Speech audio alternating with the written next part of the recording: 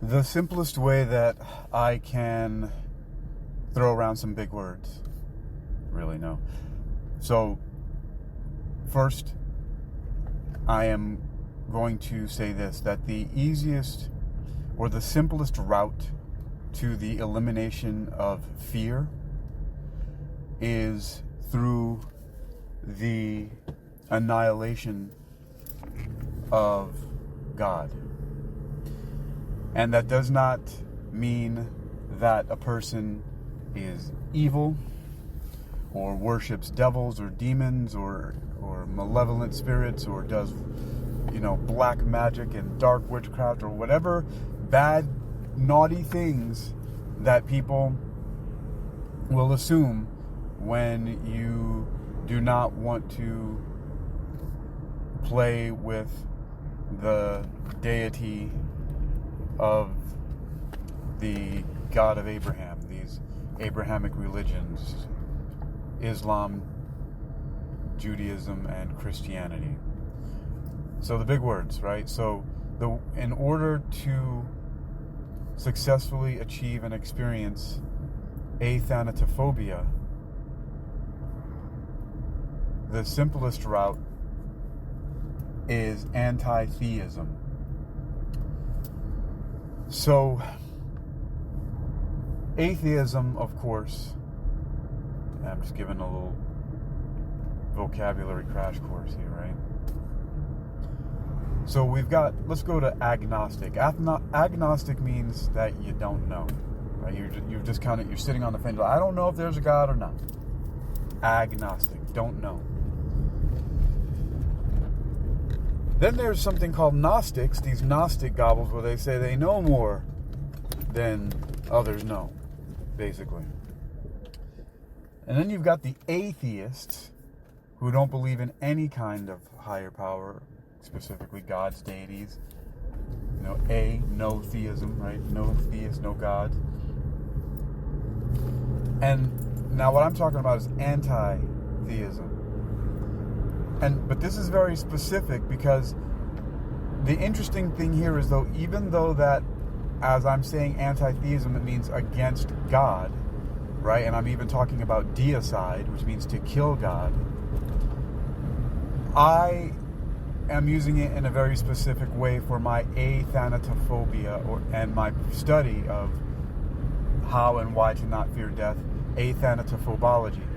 And it's very specific because essentially, I am atheist. I do not believe that there are gods specifically, or a God in the way that any of the major religions that I just mentioned, that are the Abrahamic religions, or any other religions, deities. I don't believe in them in that way. I don't understand them that way.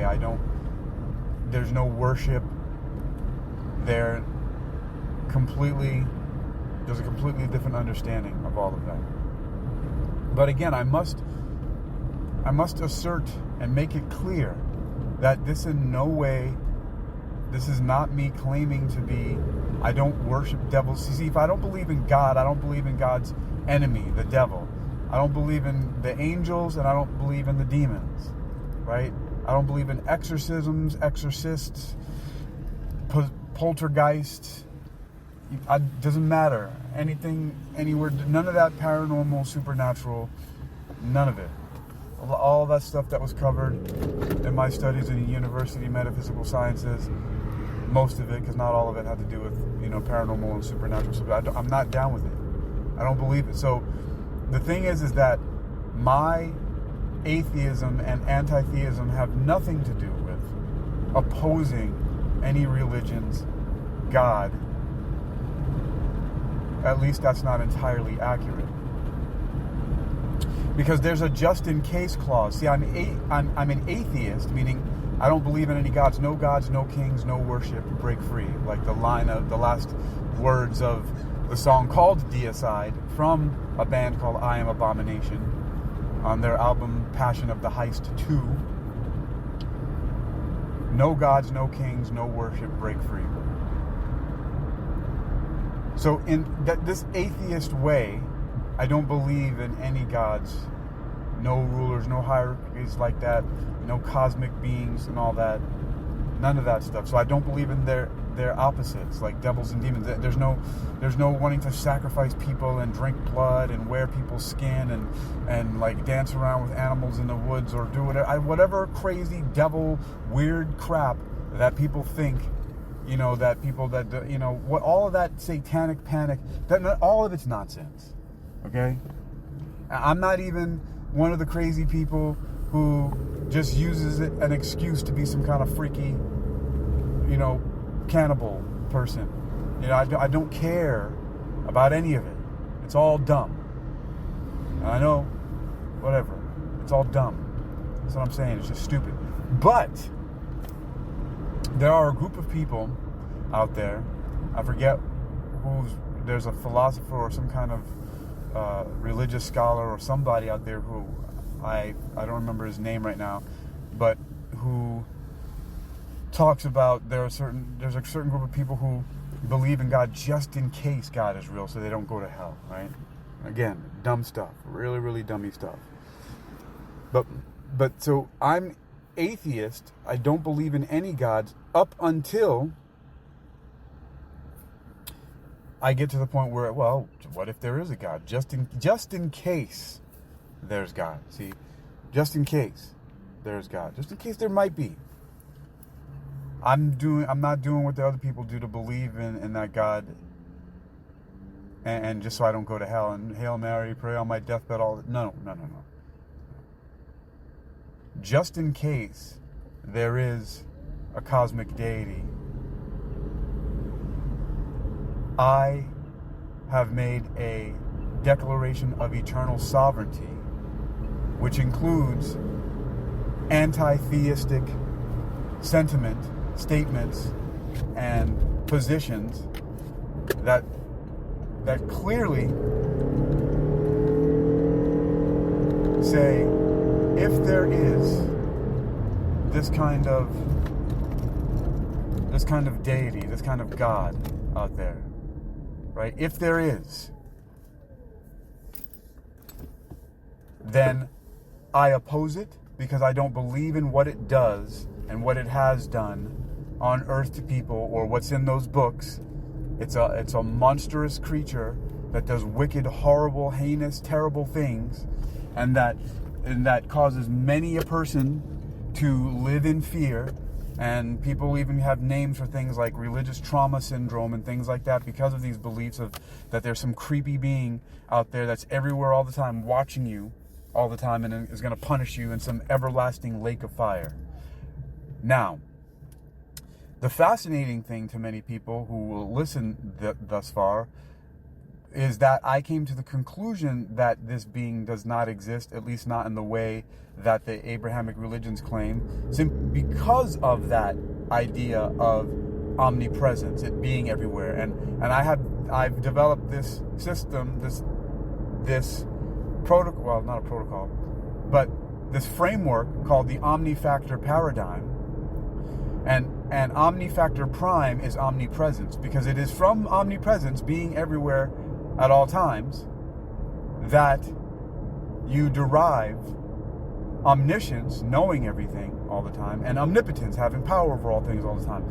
The problem that comes in when we try to say that there's an anthropomorphized God or a human-like being or some deity that has a throne and has this hierarchical political system, this monarchy, is that once you decide that is real, you take away its omnifactor prime. You cannot have an individualized being that is everywhere all the time. That's just not, that's logically it's logically ridiculous and impossible. That's not how omnipresence works.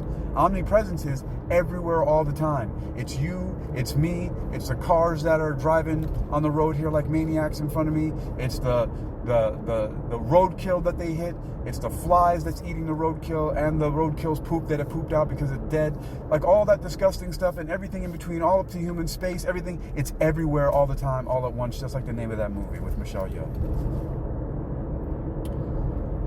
And so it's a logical impossibility for us to have a being like that of the Abrahamic religions to be. The omnifactor prime is the only way you have, which is omnipresence, being everywhere all the time, is the only way that you can have omniscience and omnipotence, all-knowing and all-power. And this is where I derive, or what I call my eternality axiom, which says that all knowledge and all power is in all places at all times. Now, I understand this. I dare say I believe this because it's metaphysical, because it goes beyond physics, which is really kind of ridiculous, even though, metaphysics means that, but it's nature is nature. You don't go beyond nature. It's just nature we don't understand.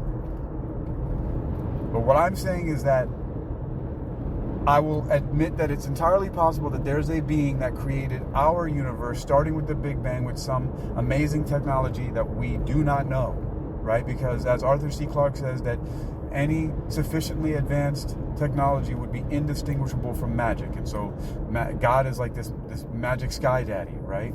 So that's what people believe, right? We have this magical being.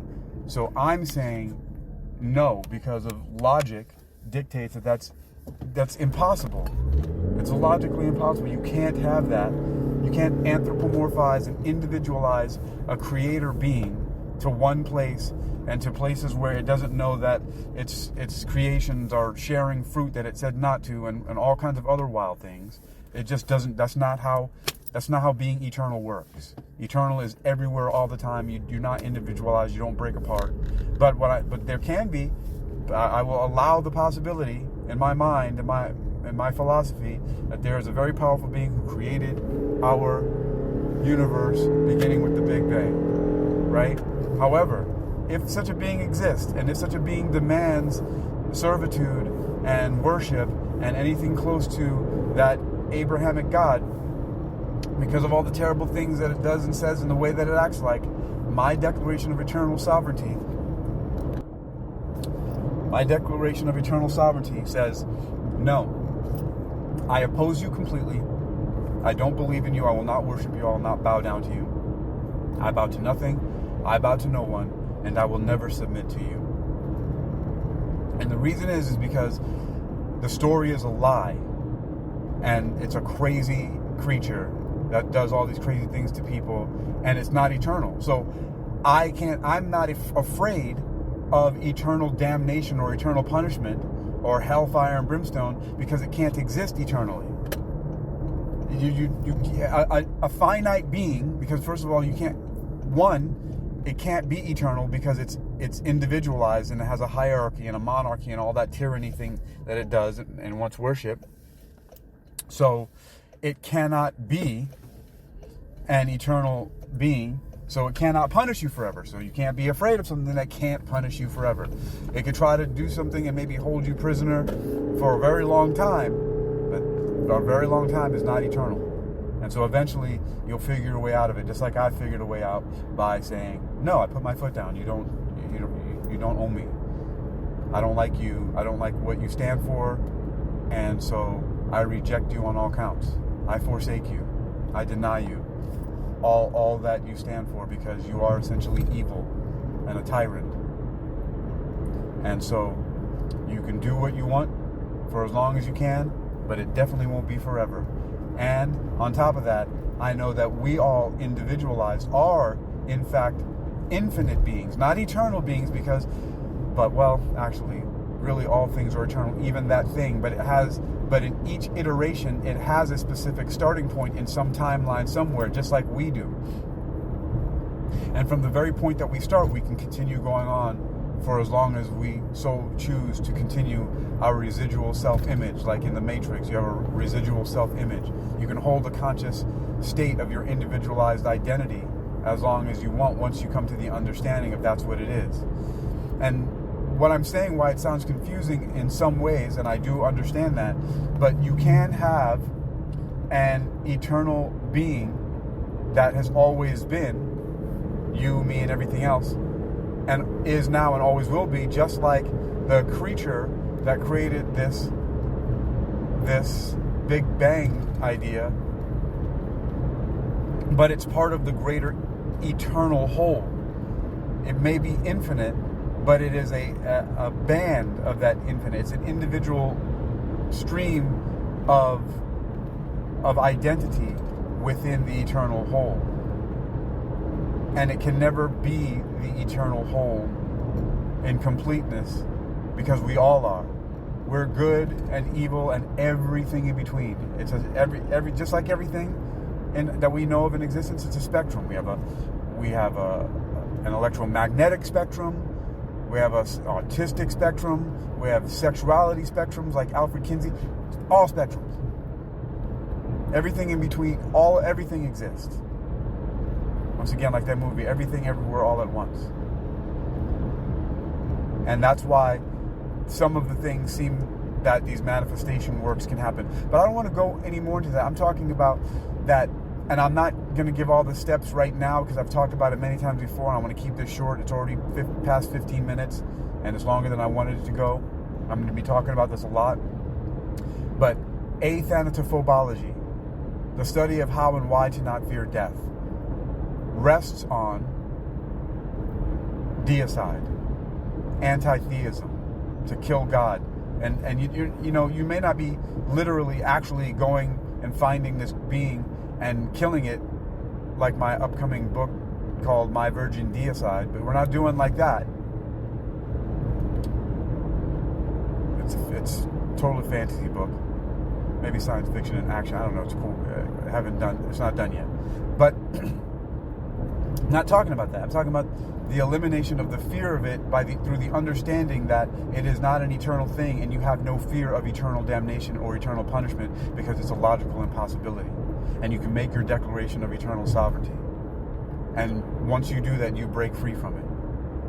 I've been doing this over and over again and breaking more and more free. The world, the earth, the universe, everything seems so much different when you release these shackles from yourself, and they really are mental and psychological, spiritual shackles that are in the mind and in the spirit, and can even contain our physical bodies by limiting our actions through fear and the things causing us to hesitate and not do the things that we really believe and love, because fear is controlling of so many things and puts limitations, but it's not necessary, because it's not the ultimate reality. It exists, but we have to know that we can't extinguish it. That's the point. And I might start to get into some things that sound like new agey and new thought and woo-woo and airy-fairy, and we become what we think about, and thoughts become things, and law of attraction and manifestation and all that, and quantum blah blah, right? There are reasons why there are little truths within all of that. But this really is about making another statement about Athanatophobology, how and why to not fear death. I do not fear death. You do not need to fear death either. It is quite liberating when you do, and it starts with atheism, anti-theism, and metaphorical deicide. But if I ever do find a way to actually go embark on a journey and commit deicide, then I will do so, and I will let you know. Maybe I will bring a camera crew along so I can post it on my social media. I am Hakeem Ali Bokus Alexander.